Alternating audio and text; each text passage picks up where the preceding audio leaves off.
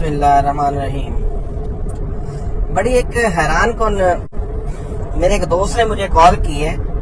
اس کا بھانجا جو ہے وہ پاکستان سے امریکہ کے لیے وزٹ ویزے پہ امریکہ پہنچا ہے، تو اس کو وہاں سے ڈپورٹ کر دیا گیا۔ پہلے تو اس کی وہاں پہ ابوظہبی میں جو بیسک ہوتی ہے امیگریشن وہ کی گئی۔ اس کے بعد اس کو جناب جب فلائٹ ملی تو وہ جب وہاں پہ پہنچا ہے تو امریکہ ایئرپورٹ کے اوپر جناب اس کو ڈپورٹ کر دیا گیا۔ اور بڑی حیران کن جو خبر ہے وہ یہ ہے کہ وہ اس کو ایک فیس بک پوسٹ کی وجہ سے اس کو وہاں پہ امیگریشن حکام نے جو ہے وہ واپس بھجوا دیا ہے۔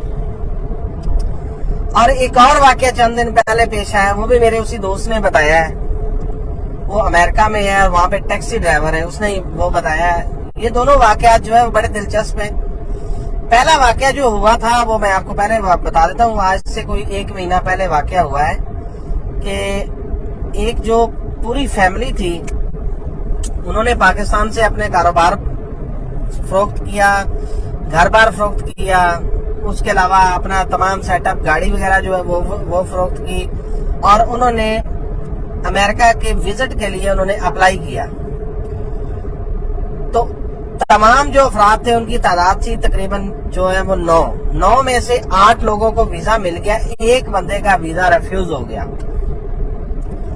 وہ 8 جو لوگ ہیں وہ جب امریکہ پہنچے ہیں تو امریکہ کی ایئرپورٹ کے اوپر ان کو بھی واپس پاکستان بھجوا دیا گیا۔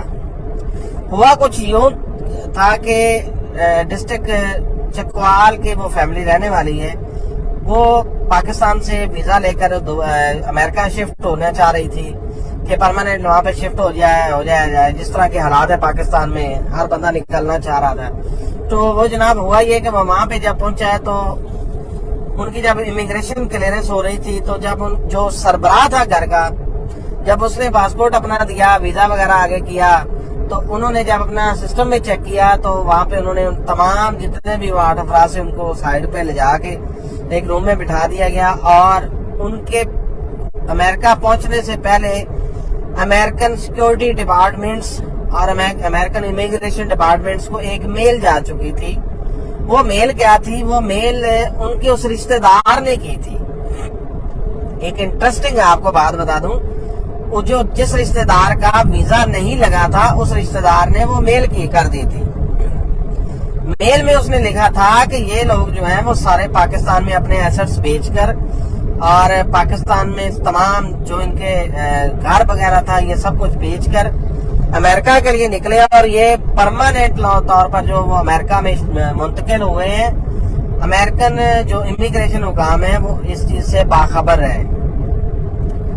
تو انہوں نے ان کو وہاں پہ ڈیٹینشن میں رکھا۔ ڈیٹینشن میں رکھنے کے بعد جب انہوں نے اپنی جو ان کی سیکورٹی ڈپارٹمنٹس تھی، امیگریشن چیک ڈپارٹمنٹ تھا پاکستان میں جو ویسی اسلام آباد میں ہے، وہاں پہ انہوں نے ان کو فوری طور پر میل کی، اور ان کو جناب جو وہاں پہ لوگ رکھے گئے تھے ان کو بتایا گیا کہ آپ کو 24 گھنٹے تک ایئرپورٹ میں ایریا میں رہنا پڑے گا۔ اگر آپ ہوٹل لینا چاہتے ہیں تو ہوٹل لے سکتے ہیں، اگر آپ ویٹنگ میں ایریا میں بیٹھنا چاہتے ہیں تو یہاں پر جائیں، کھانا پینا یہاں پہ لیں، اور اس کے بعد اگر آپ کو کلیئرنس ملی تو ہم آپ کو چھوڑیں گے، نہیں تو آپ کو ڈپورٹ کر دیں گے۔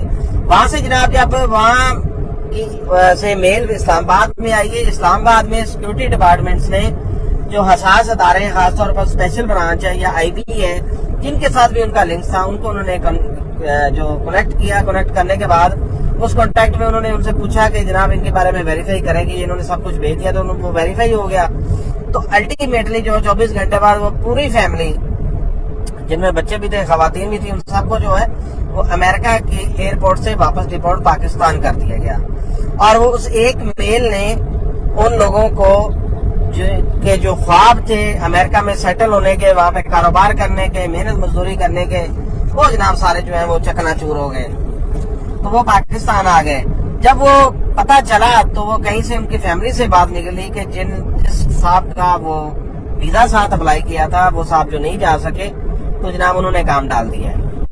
اچھا، یہ جو واقعہ ریسنٹلی ہوا ہے، یہ واقعہ میں آپ کو بتاتا چلوں کہ یہ پاکستان سے ایک شخص جو ہے وہ امریکہ کا ویزا لے کر گیا ہے، اور اس نے ایمبیسی میں جب انٹرویو ہوا ان کو بھی اس نے کنونس کیا ہے. اس کے علاوہ ابوظہبی میں جب جس کو کہتے ہیں کہ پری امیگریشن ہوتی ہے، جب آپ دبئی سے فلائٹ لیتے ہیں نیو یارک کی یا امریکہ کے کسی بھی اسٹیٹ کی، تو وہاں پہ پہلے آپ کی امیگریشن ہوتی ہے جس کو پری امیگریشن کہتے ہیں. وہ بالکل وہاں پہ کی جاتی ہے، وہ پورے طریقے سے وہاں پہ چھان بین کرتے ہیں اس شخص کی، اس کو پورے ڈیٹیل میں ہر چیز اس سے پوچھتے ہیں.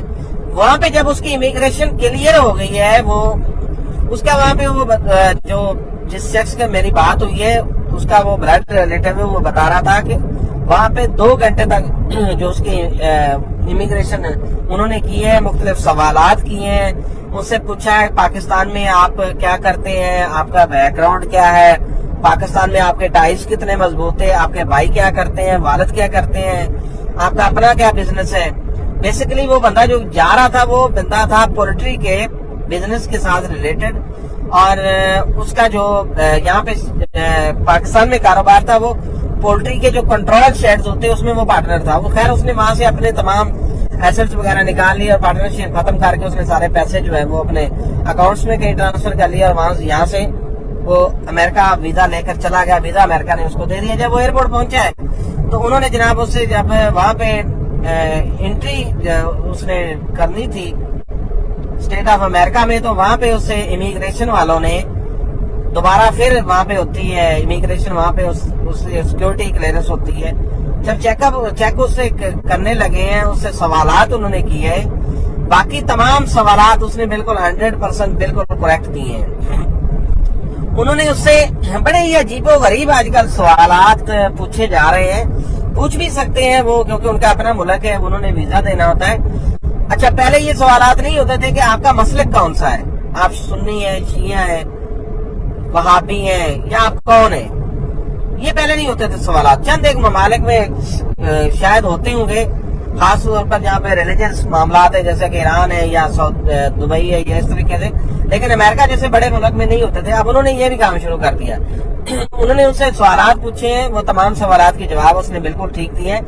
انہوں نے اس سے پوچھا ہے کہ بھائی آپ مجھے یہ بتائیں کہ آپ سوشل میڈیا پہ ایکٹیو ہیں یا سوشل میڈیا استعمال کرتے ہیں.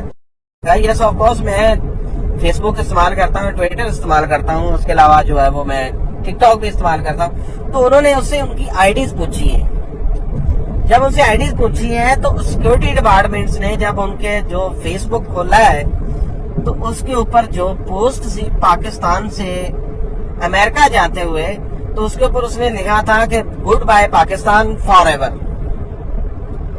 میں سیٹل ہونا چاہ رہا ہوں امریکہ میں.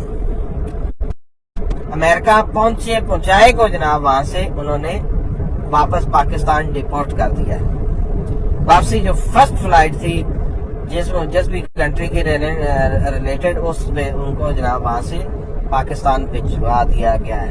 دوستوں سے گزارش ہے کہ جب آپ وزٹ اپلائی کر رہے ہیں کہ کسی بھی ملک کے لیے لیگلی طور پر جانا چاہ رہے ہیں، آپ کے لیے چند اہم باتیں جو میں نے ریسرچ کی ہیں، جو میں نے میرے نالج میں ہیں، وہ آپ کے ساتھ شیئر کرنا میں اپنا فرض سمجھتا ہوں. جب آپ امریکہ، کینیڈا جیسے ممالک یا یورپ جیسے، چاہے وہ آپ کسی بھی ملک کے لیے اگر آپ مائنڈ سیٹ بناتے ہیں تو کم از کم آپ کے جتنے بھی سوشل اکاؤنٹس ہیں وہ بالکل اچھے ہونے چاہیے.